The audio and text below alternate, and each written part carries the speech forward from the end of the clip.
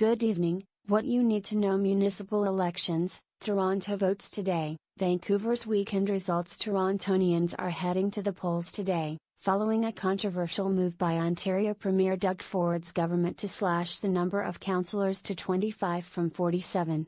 The two main rivals in the mayoral race are incumbent John Tory and former city planner Jennifer Keesmaat, with affordable housing and transit among the issues.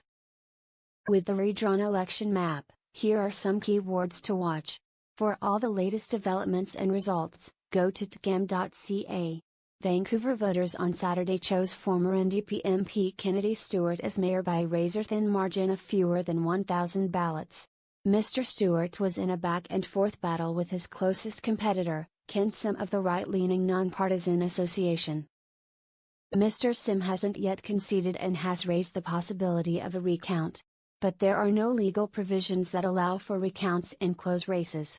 The latest development on the death of Saudi journalist Jamal Khashoggi: a man appearing to wear Jamal Khashoggi's clothing left the Saudi consulate in Istanbul following his killing there, according to a surveillance video. While a member of Saudi Crown Prince Mohammed bin Salman's entourage made 4 calls to the royal's office around the same time, CNN and Turkish media reported today.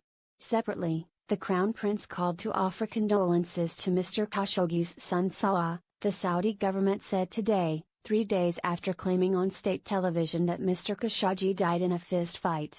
International condemnation has been mounting. Germany has frozen arms exports to Saudi Arabia. The Qatari government hopes his death in Saudi Arabia's diplomatic battle with Canada will be wake-up calls for countries to rethink their relations with the Desert Kingdom, Paul Waldie writes. Prime Minister Justin Trudeau said today that Canada is prepared to freeze a big arms deal with Saudi Arabia if it concludes the weapons have been misused. Today's developments come just a day before Prince Mohammed's high-profile investment summit is to begin in Riyadh. While several top executives and U.S. Treasury Secretary Steven Mnuchin have withdrawn, French oil company Total's CEO Patrick Pouyanné says he will attend. For subscribers, Ontario to continue funding overdose prevention sites. A review of Ontario's overdose prevention sites has found that they help reduce drug-related deaths and lower the rate of public drug use. Health Minister Christine Elliott said today she announced plans to enhance the program previously criticized by Premier Doug Ford. She said the Progressive Conservative government will spend just over $31 million a year to fund up to 21 sites that will also offer drug users treatment and rehabilitation services. Alleged serial killer Bruce McArthur waives right to preliminary hearing. Bruce McArthur could go to trial earlier than expected after the alleged serial killer agreed today to waive his right to a preliminary hearing, Tutanha writes. Charged with the murders of 8 men with ties to Toronto's gay village, Mr. McArthur is scheduled to appear before Superior Court Justice John McMahon on November 5 to set a trial date. A preliminary hearing is a court proceeding where the prosecution's case is tested to see if there is enough evidence to go to trial. Toronto Police Detective David Dickinson told reporters the families of the 8 men are relieved that they won't have to sit twice through the testimony. This is the Daily Evening Update newsletter. If you're reading this online, or received it from someone else, you can sign up for Evening Update and all Globe newsletters here. Have feedback? Let us know what you think. Market Watch Canada's main stock index closed lower today as marijuana stocks fell sharply amid concerns about the sector's high valuation. The S&P/TSX Composite Index dropped 57.40 points to 15,412.70. Aurora Cannabis fell 12.2%, while Canopy Growth was off 11.2% and Affor was off 13.8%. On Wall Street, the S&P 500 and Dow slipped in choppy trading following losses in energy and financial stocks, and as caution grew ahead of a slew of earnings this week.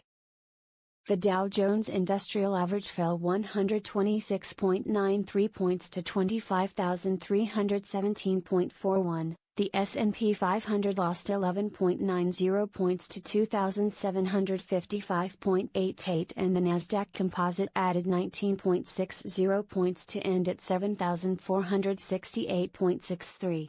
Got a news tip that you'd like us to look into? Email us at tips@globeandmail.com. Need to share documents securely?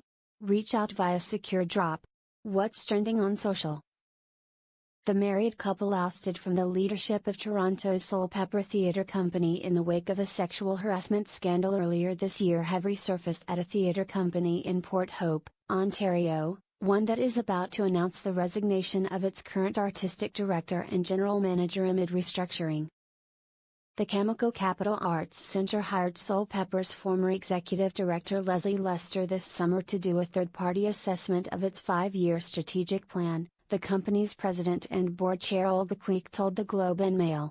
And Albert Schultz, Ms. Lester's husband and artistic director of Soulpepper until he was asked to resign by its board in January, has also been providing informal counsel to Ms. Queek on running the theatre company, she said.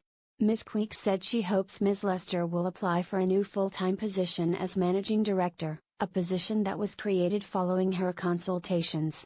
Talking Point's hatred of Big Pharma won't get us better drug prices.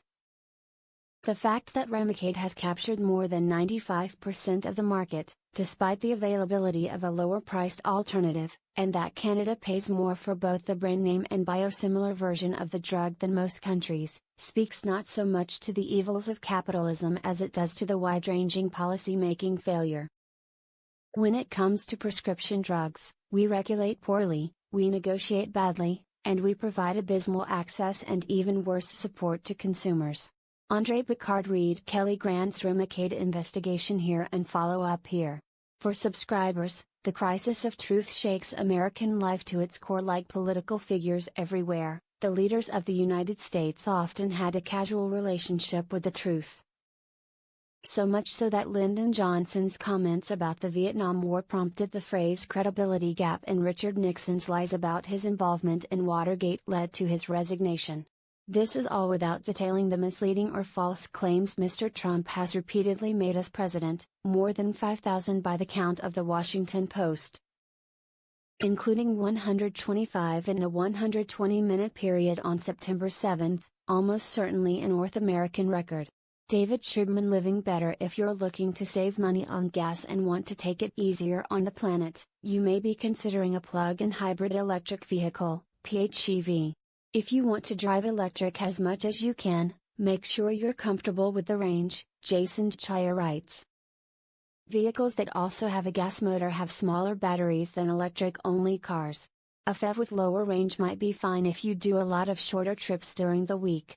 Right now, there are 25 plug-in hybrids on the market, and their features vary. Long reads for a long commute. Why Hebron has a leg up on Alberta's oil sands.